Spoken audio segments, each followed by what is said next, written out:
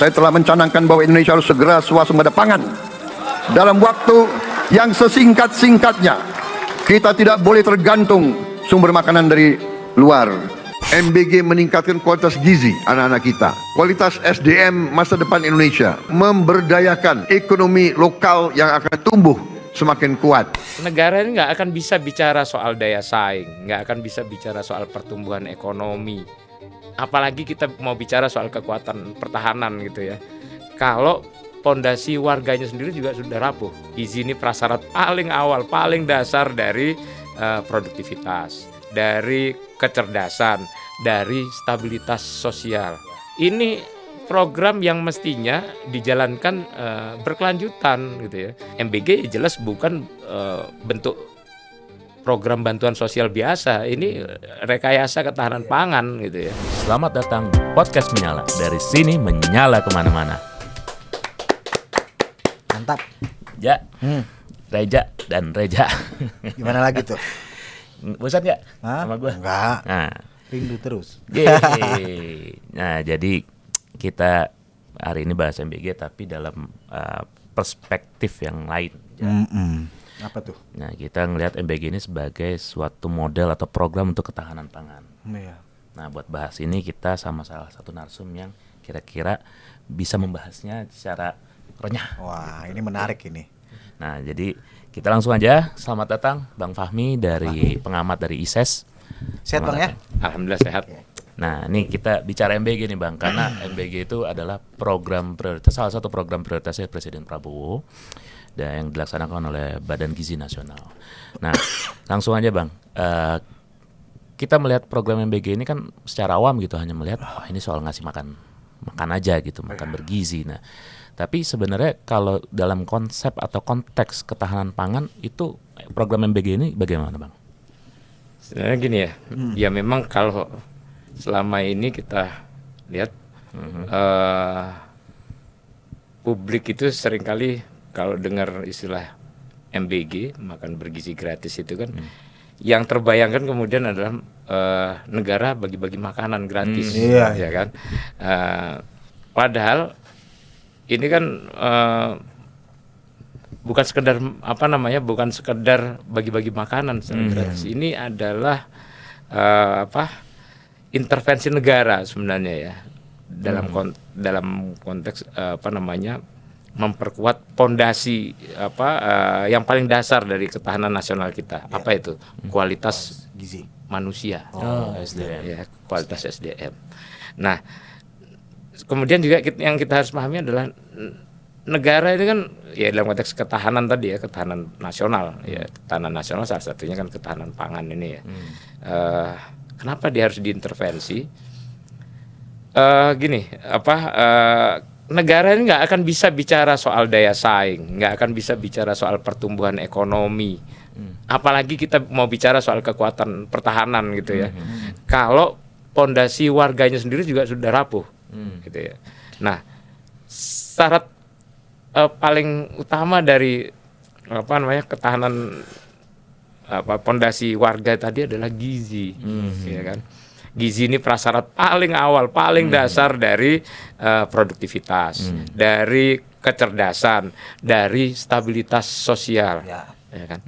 Kalau gizi kita masih rawan, ya kita jangan berharap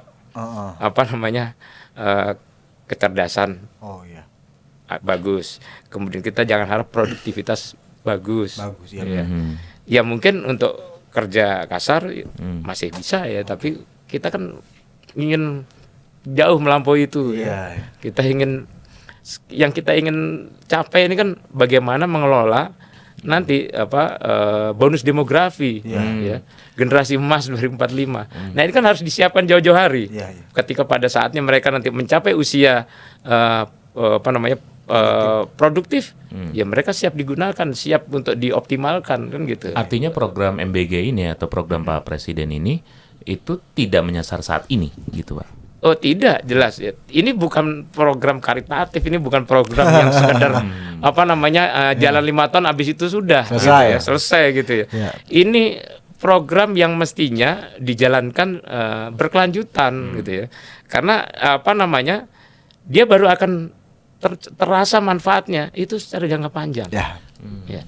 Jadi apa yang dilakukan hari ini, ya mungkin banyak orang akan nyinyir, akan mengkritisi buang-buang duit segala macam. Tapi jangan lupa, ini bagian dari upaya intervensi negara ya untuk mencegah hal yang buruk terjadi di masa depan. Gitu ya. Nah, artinya kita membayar untuk pencegahan, ya, supaya kita tidak membayar mahal untuk menanggulangi masalah di masa depan, gitu loh. Berarti Pak Prabowo ini dengan visinya itu tidak melihat saat ini aja berarti Pak ya. Betul. Berarti dia melihat 5 sampai 10 tahun ke depan gitu aja. Ya. Nah, menarik Pak. Tentunya kan kalau kita berbicara MBG ini kan bukan soal gizi aja ya. Ya. Tapi juga ada sektor-sektor lain nih. Misalkan dalam hal ini mungkin pangan. Ya, kita akan kaitkan ini ke persoalan ketahanan pangan, ya. Misalkan lokal lah. Kita lihat MBG ini kan kalau kita baca-baca di media, media yang tentu yang mainstream lah, ini banyak tuh penerima tuh manfaat MBG nih, petani misalnya. Jadi terpakailah itu tanaman-tanaman itu kan, dan banyak hal-hal yang lain, hasil panennya. Nah kira-kira kalau Bang ini seperti apa melihatnya? Ya, kalau kita bicara MBG ya, kalau dikaitkan apalagi dengan ketahanan ya, ketahanan nasional ini, ada satu premis dasar ya. Ketahanan negara itu tidak pernah dibangun dari atas, dia dibangun dari bawah gitu ya. Dari kemampuan negara ya, memastikan rakyatnya bisa hidup layak, hidup sehat. Kemudian juga tidak mengalami kerentanan baik secara fisik maupun sosial. Itu yang yang dibangun ya untuk kita yang dimaksud dengan ketahanan nasional. Nah, kemudian kalau kita bicara dalam kajian pertahanan modern ya, ancaman itu juga tidak selalu datang dalam bentuk invasi, dalam bentuk agresi militer gitu ya. Tapi yang kita lihat terutama di masa modern ini, banyak negara runtuh itu justru karena krisis pangan. Krisis pangan justru. Ya, krisis pangan ya, krisis gizi, kegagalan logistik. Kita lihat contoh di Afrika, Ethiopia dan negara-negara yang seperti itu. Banyak negara mengalami krisis ketika pangannya hancur, ya, kemudian logistiknya tidak siap, itu kemudian negara mengalami kerentanan, dan ketika rentan ya segala macam hal buruk bisa terjadi kan gitu. Nah, karena itu saya kira MBG juga perlu dilihat sebagai bagian dari rekayasa ketahanan pangan tadi. Ya. Karena MBG ini yang kita lihat dalam piring-piring menu di piring-piring itu kan itu hilirnya. Kita harus lihat dari hulunya bagaimana MBG itu kemudian menciptakan apa yang kalau kita sebut sebagai upaya menciptakan permintaan strategis, permintaan strategis, strategic demands gitu ya. Dalam konteks ekonomi kan gitu. Ini permintaan strategis, dan dia menghadirkan ekosistem ya. Produksi petani terjamin akan terserap. Ya, dengan ini. Sekarang produksi UMKM lokal kita terjamin akan terserap. Sehingga ya ini kan menciptakan ekosistem, ya, ekosistem produksi, distribusi sampai kemudian ke penerima manfaat kan gitu. Sehingga saya kira ini bukan MBG, jelas bukan bentuk program bantuan sosial biasa, ini rekayasa ketahanan pangan gitu ya. Dan ini bukan sekedar rekayasa di hilir, tapi rekayasa mulai hulu sampai hilir. Ekosistemnya dibangun di hulu maupun di hilir kan gitu. Terus kemudian kita juga seringkali memang juga harus diingatkan ya bahwa kita ini seringkali melihat ketahanan pangan itu hanya sebagai masalah ketersediaan, ketersediaan ya. Soal produksi beras, soal stok di gudang ya. Kemudian kalau tidak cukup tersedia, stoknya terbatas, kemudian solusinya impor. Nah, ini MBG ini memantik hal yang lebih dari itu. Kita kita satu program MBG ini arahnya kan kemudian ya tadi ya, supaya petani berani meningkatkan produksi. Terus juga persoalan-persoalan yang bagaimana untuk bagaimana kemudian kebutuhan dapur-dapur MBG ini bisa disiapkan oleh para petani kita, sehingga ya dari situ kan jelas gitu ya. Ini bukan lagi sekedar soal ketersediaan pangan kita baik di tingkat petani maupun di gudang ya. Tapi juga bagaimana menghadirkan swasembada kemudian ya. Ketahanan pangan yang kuat itu kan indikatornya jelas ya, swasembada. Kita minim impor gitu ya, bukan tidak ada impor tapi minim impor. Itu yang paling penting, karena kalau saya lihat juga ancaman terbesar dari program MBG ini bukan di sisi hilirnya ya, tapi termasuk salah satunya adalah bagaimana kita bisa mengatasi ketergantungan dari impor.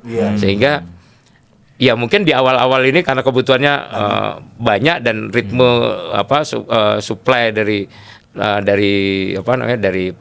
petani, dari UMKM kita misalnya itu belum cukup, tapi kan secara jangka panjang ini akan bertahap akan dikelola juga untuk meningkat secara jangka panjang kan begitu. Sehingga kita bisa yakin kemudian dengan MBG ini kita bisa serius untuk menghadirkan swasembada tadi. Artinya secara tidak langsung program MBG ini juga menstimulasi petani-petani lokal untuk terus memproduksi. Betul. Artinya kan secara tidak langsung petani lokal itu juga akhirnya lebih produktif, bukan begitu Bang? Iya, dan karena ini kebutuhannya akan meningkat terus, ya kan, sehingga siapapun akan punya potensi yang luar biasa ya untuk berkecimpung di sektor pangan ini gitu ya. Di situlah juga termasuk kenapa kemudian batalion teritorial pembangunan yang dibentuk oleh TNI ini juga menjadi relevan karena dalam konteks memenuhi kebutuhan MBG saja nantinya itu mengandalkan simpul-simpul pertanian yang sudah ada saat ini mungkin tidak akan cukup gitu ya, sehingga kolaborasi militer untuk menyiapkan pasokan logistik ini juga akan sangat signifikan membantu program MBG dan kemudian memperkuat ketahanan pangan kita, karena kalau nantinya ya misalnya produksi petani ini sudah meningkat gitu kan, sudah meningkat, sudah sampai pada titik yang optimal, yang sesuai harapan, maka nanti apa yang dikelola oleh batalion teritorial pembangunan ini, kantong-kantong pangan yang mereka kelola, ini sudah akan fokus lagi ke ke hal yang lebih strategis, menyiapkan lumbung-lumbung strategis untuk jika sewaktu-waktu terjadi kompleksitas geopolitik kan gitu. Makanya dulu kita kan sering dengar ya kalau kita tuh ngambil tugas tuh dari Vietnam, dari Thailand, tapi hari ini tuh berasnya anjur tuh banyak banget di hadapan kita kan, dan bukan buat tuh petani aja, peternak sapi, ya kan, ayam telur-telurnya itu, jadi kita katakanlah para petani dan tuh peternak tuh dipaksa produktif, ya tentu ini dalam tuh konteks yang positif ya. Nah, menurut lu gimana? Nah, ini menjadi catatan menarik tadi Bang Fahmi juga sudah menyinggung ya, bahwasanya ada kolaborasi gitu. Nah, terkait bagaimana menyiapkan MBG ini sebagai program ketahanan pangan, dan Abang juga tadi sudah sebut ada kolaborasi TNI di dalamnya dan kolaborasi yang Abang lihat gitu, dan Abang menurut pandangan Abang gitu, hasil kolaborasinya itu nanti akan membuahkan apa saja selain yang tadi sudah Abang sebutkan? Ya, MBG, kalau kita kembali ke MBG dulu ya. MBG itu kan masuk pada dua dimensi ketahanan pangan yang selama ini paling lemah ya, akses dan kualitas gizi. Jadi ada 4 dimensi ya dari ketahanan pangan itu, ketahanan ya. Yang pertama ketersediaan, yang kedua akses, kemudian ketiga kualitas gizi, dan kemudian yang keempat itu keberlanjutan. Nah, MBG ini masuk pada 2 akses penting ya, selama ini paling lemah, akses sama kualitas gizi. Nah, kita mungkin punya pangan tapi tidak semua warga mampu mengakses pangan itu secara berkelanjutan, secara rutin gitu ya. Makan tiap hari tapi belum tentu bergizi kan gitu. Iya, benar. Nah, sehingga ini upaya memastikan pangan yang konsumsi itu tidak hanya mengenyangkan tapi juga menyehatkan. Nah, terkait dengan kolaborasi ya, semua pihak, baik TNI, kemudian Polri, kemudian masyarakat, sektor swasta, ya, UMKM dalam hal ini misalnya. Ya. Ini kan ini terkait dengan tadi akses dan akses dan semakin banyak kantong pangan, semakin banyak kantong semakin dekat kantong pangan itu dengan kebutuhan MBG. Ya akan semakin murah pertama. Akan semakin mudah dia. Selama ini mungkin kita yang di Jawa tidak terlalu melihat itu sebagai masalah gitu. Tapi yang di luar Jawa masih melihat itu sebagai masalah. Sehingga TNI, terutama kehadiran TNI, mereka akan sangat signifikan berperan sepanjang ini ya, persoalan-persoalan keterbatasan akses ini belum bisa diatasi secara baik begitu. Peran TNI akan menutupi celah-celah kelemahan tadi dalam konteks akses tadi. Ya. Kebutuhan MBG yang mungkin masih mahal akan menjadi makin murah ketika di kawasan itu sudah ada sentra pangan misalnya gitu kan. Yang ya mungkin pada saat ini baru dikelola oleh TNI, tapi ke depan kan tidak, karena kebutuhannya ini akan sangat besar ya, siapapun akan bisa terlibat dan berkecimpung. Saya kira tidak akan ada persoalan yang sifatnya kemudian membatasi para pihak yang ingin terlibat dalam hal ini, karena kebutuhannya sangat besar kok. Betul. Ya. Nah, sekarang saja ini kan belum semua bisa mengakses MBG ternyata kan. Masih belum mencapai target 100 yang diharapkan, tapi itu menunjukkan bahwa ini masih akan sangat besar peluangnya, ya kan gitu. Baik untuk produktivitas tadi maupun untuk kolaborasinya kan gitu. Iya.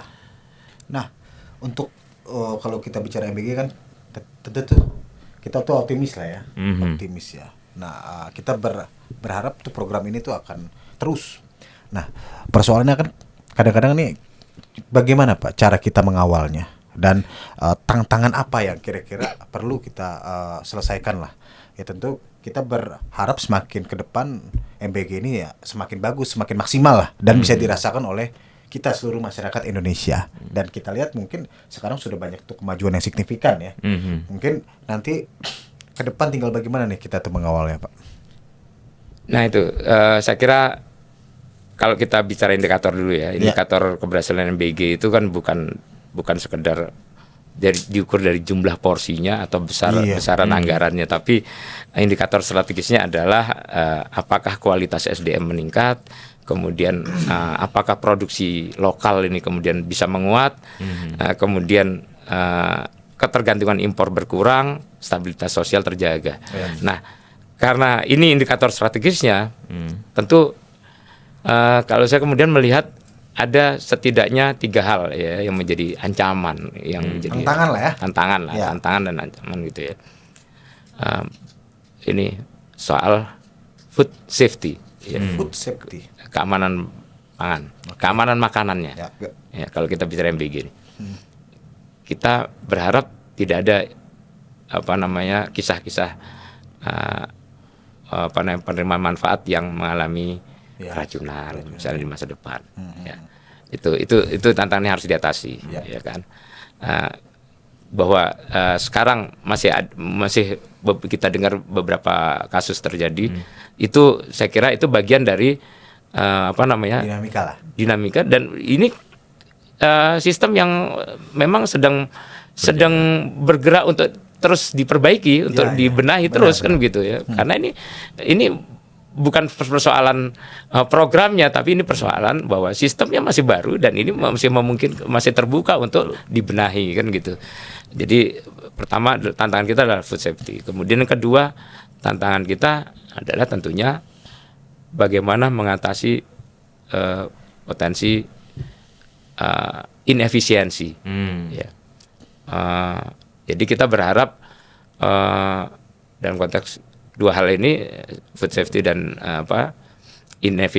efisiensi, ya tentu kita berharap pengawasannya kuat, ya kan, pengawasannya kuat supaya semakin banyak yang bisa menerima manfaat, karena ini MBG ini kan manfaatnya luar biasa ya. Kemudian yang ketiga, karena kaitannya dengan tadi apakah produksi lokal kita bisa menguat atau tidak, tentu ukuran tantangan kita berikutnya adalah bagaimana mengurangi ketergantungan pada impor. Ya. Jadi secara bertahap dan progresif